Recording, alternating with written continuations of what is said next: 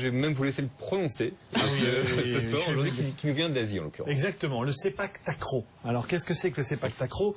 C'est rien d'autre, si vous voulez, que finalement la mise en valeur d'un geste tout à fait exceptionnel qui est le fameux coup de pied retourné au foot qu'on connaît. Et bien là, c'est un volleyball, mais qui est réalisé uniquement au pied. Et donc du coup, vous avez des joueurs qui passent leur temps à se faire des retournés au pied. Alors la balle, il faut savoir que la balle, en fait, c'est comme une balle de handball, mais qui est faite en rotin. Ouais, c'est ça exactement. Hein, c'est exactement ça. On joue de la tête aussi. Hein. Oui. Alors vous pouvez, tête, genoux, pieds, exactement, tout est poitrine. permis sauf bras et mains. Donc vous pouvez tout faire, tout est permis sauf bras et mains. C'est un sport extrêmement séculaire parce que ça date du 15e siècle, figurez-vous. C'est les Thaïlandais, Philippins, Malaisiens qui se font des matchs terribles là-dedans. Et donc ce qui est assez incroyable, c'est que c'est un petit terrain de volleyball, on va dire, ça se met comme ça. Alors il y a 3 joueurs. Il y a, je vais vous dire, il y a le Tekong qui est en fait le serveur au pied. Il y a le Apiti Kiri qui est l'ailier gauche et il y a le Apiti Kanan qui est l'ailier droit. D'accord? Un match se gagne en 2 sets de 21 points.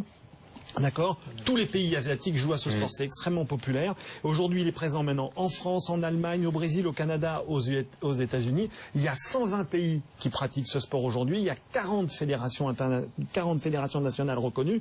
D'accord? Et concernant les compétitions, vous avez le championnat du monde, les Super Series et le la King's Cup, qui est la coupe en fait, qui est organisé par le roi de Thaïlande.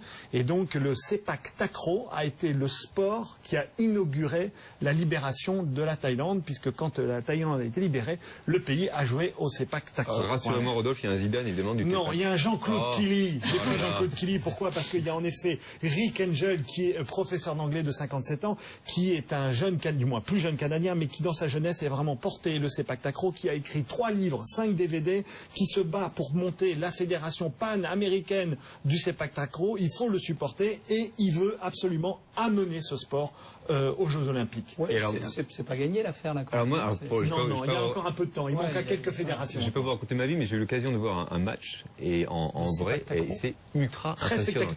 Les bons, ils passent au-dessus du filet. Hein. 1m55 le filet et ça a la vitesse sur le terrain du squash. C'est-à-dire qu'ils vont très très vite, hein, parce qu'en fait ils sont immobiles à une partie du jeu et après il y a même des enfants qui jouent. C'est un sport scolaire, enseigné à l'école. Tout à fait, David. Merci beaucoup, Rodolphe. Thierry Guibert, on va revenir à Lacoste. Aujourd'hui, votre best-seller,